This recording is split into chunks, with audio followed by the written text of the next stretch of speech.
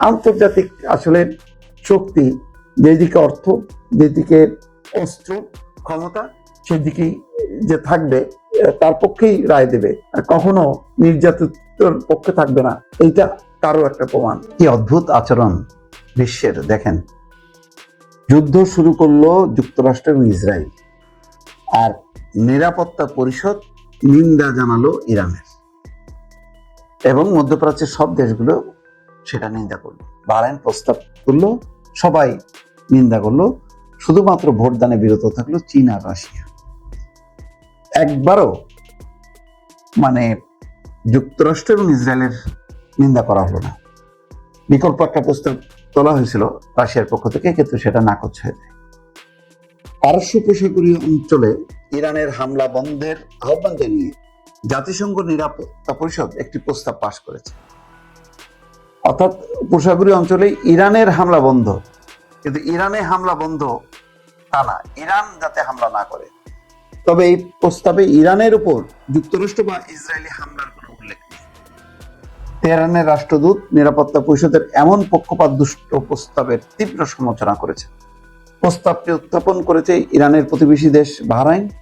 এতে ভারত সহ বিশ্বের 135টি দেশ সমর্থন দিয়েছে। প্রস্তাবে বাহরাইন, কুয়েত, ওমান, কাতার, সৌদি আরব, সংযুক্ত আরব আমিরাত এবং জর্ডানের উপর ইরানের সব ধরনের হামলা অবিলম্বে বন্ধের দাবি জানানো হয়েছে।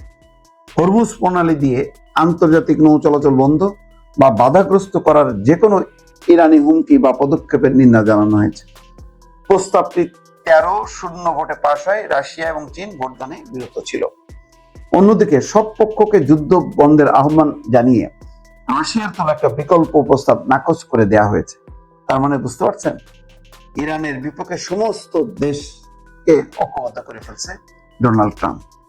জাতিসংঘের বাহরাইনের দূত জামাল ফারিস আল রোয়াই বলেন, এই ভোট বিশ্ব অর্থনীতিতে উপসাগরীয় অঞ্চলের গুরুত্বপূর্ণ ভূমিকার প্রতিফলন। তিনি বলেন, এই অঞ্চলের নিরাপত্তা নিশ্চিত করা কেবল আঞ্চলিক বিষয় নয়, এটি আন্তর্জাতিক দায়িত্ব যা বিশ্ব অর্থনীতি এবং জ্বালানির নিরাপত্তার সঙ্গে সম্পর্কযুক্ত। তবে জাতিসংঘে নিযুক্ত ইরানের রাষ্ট্রদূত আমির সাইদ ইরাভানি এই প্রস্তাব গ্রহণকে জাতিসংঘ নিরাপত্তার ইতিহাসে একটি স্থায়ী কলঙ্ক বলে উল্লেখ করেছেন। এটিকে তিনি নিরাপত্তা পরিষদের চরম অপব্যবহার বলে অভিহিত করেছেন। ইরাভানি বলেন, পরিষ্কার করে বলি, এই প্রস্তাব আমার দেশের প্রতি এক প্রকাশ্য বিচার, অথচ আমার দেশই আগ্রাসনের প্রথম শিকার। পক্ষপাতদুষ্ট এবং একতরফা। যুক্তরাষ্ট্র এবং ইসরায়েল গত 28 ফেব্রুয়ারি ইরান জুড়ে আগ্রাসন চালালে এই যুদ্ধের সূত্রপাত হয়। সেই হামলায় ইরানের সর্বোচ্চ নেতা আয়াতুল্লাহ আলী খামেনি সহ বেশ কয়েকজন ঊর্ধ্বতন সামরিক বেসামরিক কর্মকর্তা সহ অনেক বেসামরিক নাগরিক নিহত হয়। জবাবে ইরান ইসরায়েল সহ পারস্য উপসাগরের প্রতিটি দেশে ড্রোন এবং ক্ষেপণাস্ত্র হামলা চালায়।